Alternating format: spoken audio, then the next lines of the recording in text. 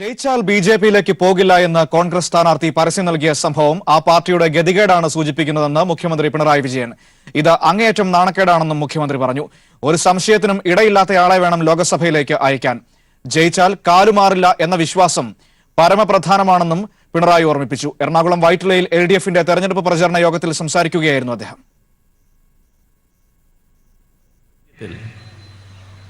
പാർലമെന്റിലേക്ക് അയക്കുന്നയാള് നിർബന്ധമായും ഒരു സംശയത്തിനും ഇടയില്ലാത്ത ആളായിരിക്കണം. ഇന്നത്തെ ഇന്ത്യയിൽ കോൺഗ്രസിൽ ആരെയും വിശ്വസിക്കാൻ പറ്റുന്ന അവസ്ഥയില്ല. ഇത് നാം പ്രത്യേകമായി കാണണം. അത്ര കണ്ട് വിശ്വസ്തരല്ല എന്ന് വിവിധ തലങ്ങളിലുള്ള നേതാക്കൾ തെളിയിച്ചു കഴിഞ്ഞിട്ടുണ്ട്. ഇതിനകം ഒരു ശങ്കയുമില്ലാതെ വിവിധ ഘട്ടങ്ങളിൽ BJPയിലേക്ക് കാലുമാറിയിട്ടുണ്ട്. നേരത്തെ ഞാനൊരു പരസ്യം കണ്ടു, ഒരു സ്ഥാനാർത്ഥിയുടെ പരസ്യം, കോൺഗ്രസ് സ്ഥാനാർത്ഥിയുടെ പരസ്യം. ആ പരസ്യം ആ സ്ഥാനാർത്ഥി കാലുമാറില്ല എന്ന് പറയുന്നൊരു പരസ്യമാണ്. എന്തൊരു ഗതികേടാണെന്ന് നോക്കണം. ഇത്തരം ആളുകളാണ് കോൺഗ്രസ്സിലുള്ളത്. ഇതെന്തുകൊണ്ടാണ് വന്നിട്ടുള്ളത്? എന്താണ് കോൺഗ്രസിൻ്റെ സ്ഥിതി നമ്മുടെ രാജ്യത്ത്? ഇപ്പോൾ BJP എടുത്ത് പരിശോധിച്ചാൽ അവരുടെ മന്ത്രിമാർ, പാർലമെൻറ്റ് അംഗങ്ങൾ, നേതാക്കൾ, അതിൽ ഗണ്യമായ ഭാഗം കോൺഗ്രസിൽ നിന്ന് പോയവരാണല്ലോ. ജലന്ധർ മുൻ ബിഷപ്പ് ഫ്രാങ്കോ മുളയ്ക്കൽ പ്രതിയായ കന്യാസ്ത്രീ പീഡനക്കേസിൽ കുറ്റപത്രം സമർപ്പിച്ചു. ബലാത്സംഗം ഉൾപ്പെടെ 5 വകുപ്പുകളാണ് ഫ്രാങ്കോയ്ക്കെതിരെ ചുമത്തിയിരിക്കുന്നത്.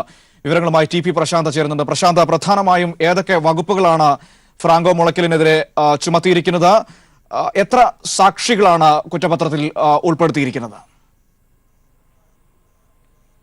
മനു, ബിഷപ്പ് ഫ്രാങ്കോയ്ക്കെതിരെയുള്ള ബലാത്സംഗ കേസിൽ 5 വകുപ്പുകൾ ചുമത്തിയാണ് കുറ്റപത്രം. നാളെ പാലാ കോടതിയിൽ സമർപ്പിക്കുമെന്നാണ് അറിയുന്നത്. അന്യായമായി തടഞ്ഞുവെച്ചു, അധികാര ദുർവിനിയോഗം നടത്തി ലൈംഗികമായി പീഡിപ്പിച്ചു, ഒപ്പം പ്രകൃതിവിരുദ്ധ ലൈംഗിക പീഡനം നടത്തി, ഭീഷണിപ്പെടുത്തി, മേലധികാരം ഉപയോഗിച്ച് തന്റെ നിയന്ത്രണത്തിലുള്ള സ്ത്രീയെ ലൈംഗികമായി ദുരുപയോഗം ചെയ്തു, ഒരേ സ്ത്രീയെ സ്വാധീനം ഉപയോഗിച്ച് തുടർച്ചയായി ബലാത്സംഗം ചെയ്തു എന്നീ വകുപ്പുകളാണ് ചുമത്തിയിരിക്കുന്നത്. കേസിൽ കർദിനാൾ ആലഞ്ചേരി ഉൾപ്പെടെ 83 സാക്ഷികളാണുള്ളത്. ഇതിൽ 11 വൈദികരാണ് സാക്ഷികളായിട്ടുള്ളത്. 3 ബിഷപ്പുമാരുണ്ട്, 25 കന്യാസ്ത്രീകളുണ്ട്. രഹസ്യമൊഴിയെടുത്ത മജിസ്ട്രേറ്റുമാരും ഇതിനകത്ത് പ്രധാനമായിട്ടും സാക്ഷികളാണ്. നാളെ പാലാ കോടതിയിലാണ് കുറ്റപത്രം സമർപ്പിക്കുക. ഏതായാലും 5 വർഷം മുതൽ 10 വർഷം വരെ കഠിന തടവ് ലഭിക്കുന്ന ശിക്ഷ അല്ലെങ്കിൽ വകുപ്പുകളാണ് ഏതായാലും പ്രധാനമായും ഇതിനകത്തുള്ളത്. മാത്രമല്ല, സാക്ഷികളുടെ കൂറുമാറ്റം തടയുന്നതിലേക്കായി മജിസ്ട്രേറ്റ് മൊഴി രേഖപ്പെടുത്തിയതിന് കൂടാതെ മുഴുവൻ സാക്ഷികളുടെ മൊഴികളും വീഡിയോ റെക്കോർഡിംഗ് നടത്തുകയും ചെയ്തിട്ടുണ്ട്.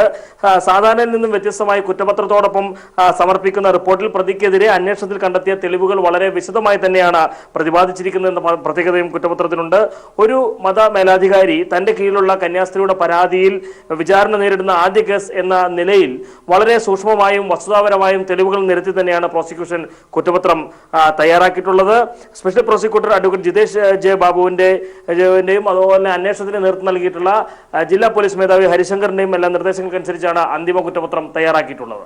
പ്രശാന്ത് പറഞ്ഞതുപോലെ തന്നെ ഏറെ പ്രധാനപ്പെട്ട കാര്യമാണ്. കാരണം ഏറ്റവും സ്വാധീനമുള്ള സഭയിലെ പ്രധാനപ്പെട്ട വ്യക്തി പ്രതിസ്ഥാനത്ത് നിൽക്കുന്നു, അതേ സഭയിലെ തന്നെ കന്യാസ്ത്രീ നൽകിയ പരാതിയിൽ. അപ്പോൾ അതുകൊണ്ട് തന്നെ സമൂഹത്തിൽ ഒന്നടങ്കം വലിയ ചലനങ്ങൾ ഉണ്ടാക്കിയ കേസ് കൂടിയാണ്. ആ ഒരു പ്രാധാന്യവും ഗൗരവവും ഉൾക്കൊണ്ടുകൊണ്ട് തന്നെ എല്ലാ തെളിവുകളും കൃത്യമായി രീതിയിൽ നിർത്തിക്കൊണ്ട് തന്നെയല്ലേ ഈ കുറ്റപത്രം സമർപ്പിക്കാൻ പോകുന്നത്, കുറ്റപത്രം തയ്യാറാക്കിയിരിക്കുന്നത്? തീർച്ചയായും മനു, ആ രീതിയിൽ തന്നെ വേണം ഇതിനെ കാണാൻ. കാരണം ബിഷപ്പ് ഫ്രാങ്കോ കേസിൽ പഴുതടച്ചുകൊണ്ടുള്ള ഒരു കുറ്റപത്രമാണ് പ്രോസിക്യൂഷൻ തയ്യാറാക്കിയിട്ടുള്ളത്. കന്യാസ്ത്രീ പരാതിക്കാരിയായിട്ടുള്ള കേസ്, അതിൽ ബിഷപ്പ് പ്രതിയായി കോടതിയിൽ വിചാരണ നേരിടാൻ പോകുന്നു എന്ന രീതിയിൽ അപൂർവമായിട്ടുള്ള ഒരു ആദ്യത്തെ കേസിൽ പ്രതിക്കെതിരെ അക്കമിട്ട് തെളിവുകൾ നിരത്തി തന്നെയാണ് കുറ്റപത്രം തയ്യാറാക്കിയിരിക്കുന്നത്. ഞാൻ നേരത്തെ സൂചിപ്പിച്ച പോലെ മേജർ ആർച്ച് ബിഷപ്പ് കർദിനാൾ മാർ ജോർജ് ആലഞ്ചേരി, പാലാ രൂപത ബിഷപ്പ് ജോസഫ് കല്ലറങ്ങാട്, ബഹൽപൂർ രൂപത ബിഷപ്പ് കുര്യൻ വലിയ കണ്ടത്തിൽ, ഉജ്ജയിനി രൂപത ബിഷപ്പ് സെബാസ്റ്റ്യൻ വടക്കൽ എന്നിവരടക്കം 4 ബിഷപ്പുമാരും 25 കന്യാസ്ത്രീകളും 11 വൈദികരും അടക്കം 81 സാക്ഷികളാണ് പ്രോസിക്യൂഷൻ തയ്യാറാക്കിയ കുറ്റപത്രത്തിലുള്ളത്. മാത്രമല്ല കുറ്റപത്രത്തോടൊപ്പം 101 രേഖകളും ഇതിൽ ഹാജരാക്കുന്നുണ്ട്. പ്രധാനപ്പെട്ട 10 സാക്ഷികളുടെ മൊഴികൾ മജിസ്ട്രേറ്റുമാരാണ് രേഖപ്പെടുത്തിയത്. അതുകൊണ്ട് തന്നെ അത് രേഖപ്പെടുത്തിയ 7 മജിസ്ട്രേറ്റുമാരും ഇതിൽ സാക്ഷികളായിട്ട് വരുന്നുണ്ട്. ഇന്ത്യൻ ശിക്ഷാ നിയമത്തിലെ 342, 376 2, 376 2N, 376C, 377, 506 എന്നീ വകുപ്പുകൾ പ്രകാരമാണ് പ്രതിക്കെതിരെ വകുപ്പുകൾ ചുമത്തിയിട്ടുള്ളത്. ജീവിതകാലം മുഴുവനോ 10 വർഷത്തിലധികമോ തടവ് ലഭിക്കാവുന്ന വകുപ്പുകളാണ് പലതും. അതിൽ പ്രധാനമായിട്ടും 342 സെക്ഷൻ 342 അന്യായമായി തടഞ്ഞു വെച്ചു എന്നുള്ള വകുപ്പാണ്. അതിൽ 1 വർഷം കഠിന തടവും പിഴയും ലഭിക്കാം. മറ്റൊന്ന് സെക്ഷൻ 376CA ആണ്. അധികാര ദുർവിനിയോഗം നടത്തി ലൈംഗിക ദുരുപയോഗം നടത്തുക. അത് 5 വർഷം മുതൽ 10 വർഷം വരെ അതിന് കഠിന തടവ് ലഭിക്കാം. അതുപോലെ സെക്ഷൻ 377 പ്രകൃതി വിരുദ്ധ ലൈംഗിക പീഡനമാണ്. 10 വർഷത്തിൽ കുറയാത്ത ജീവപര്യന്തവും തടവും പിഴയുമാണത്. 506(1) ഭീഷണിപ്പെടുത്തലാണ്. 7 വർഷം വരെ കഠിന തടവ് ലഭിക്കാം. 376 2K മേലധികാരം ഉപയോഗിച്ചു തന്നെ ആ നിയന്ത്രണത്തിലുള്ള സ്ത്രീയെ ലൈംഗികമായി ദുരുപയോഗം ചെയ്തു എന്നുള്ളതാണ്. 7 വർഷത്തിൽ കുറയാത്ത ജീവപര്യന്തവും കഠിന തടവും പിഴയുമാണ് അതിൽ. മറ്റൊന്ന് 376 2N ഒരേ സ്ത്രീയെ സ്വാധീനം ഉപയോഗിച്ച് തുടർച്ചയായി ബലാത്സംഗം ചെയ്യുക എന്നുള്ളതാണ്. അത് 10 വർഷത്തിൽ കുറയാതെ ജീവപര്യന്തവും തടവും പിഴയും ലഭിക്കാവുന്നതാണ്. അങ്ങനെ പഴുതടച്ചുള്ള കുറ്റപത്രമാണ് എന്തായാലും തയ്യാറാക്കിയിട്ടുള്ളത്. നാളെ പാലാ കോടതിയിൽ സമർപ്പിക്കും എന്നാണ് ഈ സംബന്ധിച്ച സൂചനകൾ നമുക്ക് ലഭ്യമായിട്ടുള്ളത്. ശരി, ടി പി പ്രശാന്താണ് വിവരങ്ങൾ നൽകിയത്. ജലന്ധർ മുൻ ബിഷപ്പ് ഫ്രാങ്കോ മുളയ്ക്കൽ കന്യാസ്ത്രീയെ പീഡിപ്പിച്ച കേസിൽ കുറ്റപത്രം നാളെ സമർപ്പിക്കും. പാലാ കോടതിയിലാണ് കുറ്റപത്രം സമർപ്പിക്കുക. ബലാത്സംഗ കുറ്റമടക്കമുള്ള വളരെ പ്രധാനപ്പെട്ട ജീവിതകാലം മുഴുവനോ അല്ലെങ്കിൽ 10 വർഷത്തിലധികമോ തടവ് ശിക്ഷ ലഭിക്കാവുന്ന തരത്തിലുള്ള ഏറ്റവും ഗൗരവതരമായ വകുപ്പുകൾ ചുമത്തിയിട്ടുള്ള കുറ്റപത്രമാണ്. 83 സാക്ഷികൾ, 4 ബിഷപ്പുമാരടക്കം 83 സാക്ഷികളെ ഉൾപ്പെടുത്തിയിട്ടുള്ള 1000-ലേറെ പേജ് വരുന്ന കുറ്റപത്രമാണ് സമർപ്പിക്കാൻ വേണ്ടി പോകുന്നത്. വളരെ പ്രധാനപ്പെട്ട തെളിവുകൾ അടക്കം നിരത്തിയാണ് പ്രോസിക്യൂഷൻ ഈ കുറ്റപത്രവും നാളെ പാലാ കോടതിയിൽ സമർപ്പിക്കുന്നത്. മറ്റൊരു വാർത്തയിലേക്ക്. കോഴ ആരോപണത്തിന് പിന്നിൽ CPIM ആണെന്ന MK രാഘവന്റെ പരാമർശത്തിൽ MK രാഘവന് CPIM വക്കീൽ നോട്ടീസ് അയച്ചു. MK രാഘവൻ പരാമർശം പിൻവലിക്കണമെന്നാവശ്യപ്പെട്ടാണ് നോട്ടീസ് അയച്ചത്. 5 കോടി രൂപ കോഴ ആവശ്യപ്പെട്ട സംഭവത്തിൽ അന്വേഷണ സംഘം MK രാഘവന്റെ മൊഴിയെടുത്തു. ചാനലും അന്വേഷണ പരിധിയിലെന്ന് പോലീസ്. അന്വേഷണം പ്രാഥമിക ഘട്ടത്തിലെന്നും മൊഴി നൽകിയതായും MK രാഘവൻ പറഞ്ഞു. രാവിലെ 7:15 ACP വാഹിദ്, DCP ജമാലുദ്ദീൻ എന്നിവർ മൊഴിയെടുക്കുന്നതിനായി MK രാഘവന്റെ കോഴിക്കോട്ടെ വസതിയിൽ എത്തിയത്. 1 മണിക്കൂർ 10 മിനിറ്റ് നീണ്ട മൊഴിയെടുപ്പിൽ കാര്യങ്ങൾ വിശദമായി ചോദിച്ചറിഞ്ഞു. മൊഴി രേഖപ്പെടുത്തിയെന്നും അന്വേഷണം തുടരുമെന്നും ACP വാഹിദ് അറിയിച്ചു. ചാനൽ മേധാവിയുടെയും റിപ്പോർട്ടർമാരുടെയും മൊഴിയെടുക്കും. യഥാർത്ഥ ദൃശ്യങ്ങൾ കസ്റ്റഡിയിലെടുക്കുന്നതടക്കമുള്ള നടപടികൾ തുടരന്വേഷണത്തിന്റെ ഭാഗമായി ഉണ്ടാകുമെന്നും വാഹിദ് പറഞ്ഞു. പറയാനുള്ള മൊഴി നിങ്ങൾ എടുത്തു, നമുക്ക് ചോദിക്കാനുള്ളത് ചോദിച്ചു, അദ്ദേഹത്തിന് മറുപടി തന്നു. തുടർന്ന് അന്വേഷണം നടക്കും. ഞങ്ങൾ തുടരന്വേഷണം നടത്തും. ഞങ്ങൾ റിപ്പോർട്ട് കൊടുക്കുന്നതിന് വേണ്ടിയിട്ട് അതിനെല്ലാം ശ്രമം നടത്തും. മൊഴി നൽകിയതായി രാഘവനും പ്രതികരിച്ചു. നീതിന്യായ കോടതിയും ജനകീയ കോടതിയും തീരുമാനിക്കട്ടെ എന്നും അദ്ദേഹം പറഞ്ഞു. ഞാൻ കൊടുക്കേണ്ട മൊഴി കൊടുത്തു കഴിഞ്ഞു. അന്വേഷണ ഘട്ടത്തിലാണ്. ഇനി ബാക്കി കാര്യങ്ങൾ ജനകീയ കോടതിയിലും നീതിന്യായ കോടതിയിലാണ്. അത് അവിടെ നടക്കുക. അന്വേഷണ സംഘത്തിന് പിന്നാലെ DCC പ്രസിഡന്റ് T സിദ്ദിഖും രാഘവന്റെ വീട്ടിലെത്തിയിരുന്നു. TV9 ഭാരത് വർഷ ചാനലാണ് MK രാഘവൻ കോഴ ആവശ്യപ്പെടുന്ന ഒളിക്യാമറ ദൃശ്യങ്ങൾ പുറത്തുവിട്ടത്. News bureau, Kozhikode. കിഫ്ബിയുമായി ബന്ധപ്പെട്ട പ്രതിപക്ഷത്തിന്റെ ആരോപണങ്ങൾക്ക് മുഖ്യമന്ത്രിയുടെ മറുപടി. ചട്ടം പാലിച്ചാണ് കിഫ്ബി പ്രവർത്തിക്കുന്നതെന്നും ലോകത്തെ നമ്പർ 1 കമ്പനികളിൽ ഒന്നിനെയാണ് ചുമതലപ്പെടുത്തിയതെന്നും മുഖ്യമന്ത്രി പറഞ്ഞു. വിവാദമുണ്ടാക്കി വികസനം തടസ്സപ്പെടുത്താൻ അനുവദിക്കില്ലെന്നും മുഖ്യമന്ത്രി വ്യക്തമാക്കി. 21 ലക്ഷം കോടിയുടെ ആസ്തിയുള്ള കനേഡിയൻ സർക്കാർ പെൻഷൻ കൈകാര്യം ചെയ്യുന്ന ലോകത്തെ മികച്ച കമ്പനിക്കാണ് ചുമതല നൽകിയത്. ലണ്ടൻ സ്റ്റോക്ക് എക്സ്ചേഞ്ചും കനേഡിയൻ കമ്പനിയും നേരിട്ടാണ് ഇടപാടുകൾ. കിഫ്ബി വിലപേശിയല്ല ഇതൊന്നും നടപ്പാക്കുന്നതെന്നും കിഫ്ബിക്ക് ലഭിക്കേണ്ട പലിശ റിസർവ് ബാങ്ക് വഴിയാണ് നിശ്ചയിക്കുന്നതെന്നും മുഖ്യമന്ത്രി പറഞ്ഞു. ഇപ്പോൾ ഫണ്ട് ലഭ്യമാക്കാനുള്ള വിവിധ പരിപാടികളുണ്ട്. അതിലൊന്നാണ് മസാല ബോണ്ട്. ആ ഫണ്ട് ലഭ്യമാക്കുന്നത് കിഫ്ബി നേരിട്ട് ഏതെങ്കിലും ധനകാര്യ സ്ഥാപനവുമായി വിലപേശിയിട്ടല്ല. അപ്പോൾ കിഫ്ബി ഏത് രീതിയിൽ ഫണ്ട് സ്വീകരിക്കും, എത്ര ഫണ്ട് വേണം, എന്താണ് അതിന് കിഫ്ബി നൽകുന്ന പലിശ, ഇത് സ്റ്റോക്ക് എക്സ്ചേഞ്ചിനെയാണ് അറിയിക്കുന്നത്. സ്റ്റോക്ക് എക്സ്ചേഞ്ച് ആവശ്യമായ നടപടികൾ സ്വീകരിക്കും. BJP നേതാക്കളും പ്രതിപക്ഷ നേതാവും അടിസ്ഥാനരഹിതമായ കാര്യങ്ങളാണ് സർക്കാരിനെതിരെ ഒരേ സ്വരത്തിൽ പറയുന്നത്. വിവാദമുണ്ടാക്കി വികസനം മുടക്കാമെന്ന് ആരും കരുതേണ്ടെന്നും മുഖ്യമന്ത്രി ഓർമ്മിപ്പിച്ചു. കിഫ്ബി ഈ 5 വർഷക്കാലം 50,000 കോടി രൂപയുടെ പദ്ധതികൾക്കാവശ്യമായ ഫണ്ട് കിഫ്ബിയിലൂടെ ലഭ്യമാക്കാനാണ് ഉദ്ദേശിക്കുന്നത്. അപ്പോൾ പ്രതിപക്ഷം അതിനെ ശക്തമായി എതിർക്കാൻ തയ്യാറായി. പരിഹാസം, എവിടുന്ന് ഫണ്ട് എവിടുന്നാണ്? ഇത് നടക്കാത്തൊരു കാര്യമാണ്, വെറുതെ ബടായി പറയാണ് എന്നൊക്കെയുള്ള മട്ടിലുള്ള പ്രചരണങ്ങൾ വന്നു. ഇപ്പം എന്താ സ്ഥിതി? 2 വർഷത്തിലധികം ബാക്കി നിൽക്കുകയാണ് കേട്ടോ ഗവൺമെൻറ് പ്രവർത്തനം നടത്താൻ.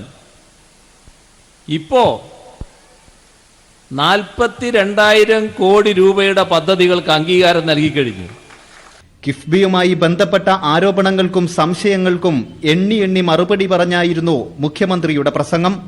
താനൂരിൽ പൊന്നാനിയിലെ LDF സ്ഥാനാർത്ഥി PV അൻവറിന്റെ പ്രചരണ കൺവെൻഷനിൽ സംസാരിക്കുകയായിരുന്നു മുഖ്യമന്ത്രി. News bureau, Malappuram. സീറ്റ് നിഷേധിച്ചതിനെ തുടർന്ന് BJPയിൽ വലിയ പ്രതിഷേധങ്ങൾ നടത്തിയ മുതിർന്ന നേതാക്കളെ അനുനയിപ്പിക്കാൻ അമിത്ഷാ നേരിട്ട് രംഗത്ത്. LK അദ്വാനിയുമായി അമിത്ഷാ കൂടിക്കാഴ്ച നടത്തിയതായിട്ടാണ് അറിയാൻ വേണ്ടി കഴിയുന്നത്. മുരളി മനോഹർ ജോഷിയും കാണുമെന്നറിയുന്ന വിവരങ്ങളുമായി സന്തോഷ് സാർലിംഗ് ചേരുന്നുണ്ട്. സന്തോഷ്, LK അദ്വാനി ബ്ലോഗിലൂടെ രൂക്ഷമായ പരോക്ഷമായ വിമർശനങ്ങൾ ഉന്നയിച്ചിരുന്നു മോദിക്കെതിരെയും അമിത്ഷായ്ക്കെതിരെയും സീറ്റ് നിഷേധിച്ചതിനെ തുടർന്ന്. മുരളി മനോഹർ ജോഷി ഒരു ഘട്ടത്തിൽ പ്രതിപക്ഷത്തിന്റെ സ്ഥാനാർത്ഥിയാകും എന്ന തരത്തിലുള്ള വാർത്തകൾ വരെ വരുന്നതും കണ്ടിരുന്നു. ഇതിന്റെയൊക്കെ ഭാഗമായിട്ട് വലിയ പ്രതിഷേധങ്ങൾ ഉണ്ടാകാതിരിക്കാൻ അനുനയ നീക്കവുമായിട്ടാണോ അമിത്ഷാ ഇപ്പോൾ കൂടിക്കാഴ്ചകളുമായി രംഗത്തിറങ്ങിയിരിക്കുന്നത്? മനു, അതുതന്നെയാണ് പ്രധാനപ്പെട്ട ഒരു പ്രശ്നം. സ്ഥാപക നേതാക്കളായ മുരളി മനോഹർ ജോഷിയും LK അദ്വാനിയും ഇപ്പോൾ BJP നേതൃത്വത്തോടൊപ്പം ഇല്ല.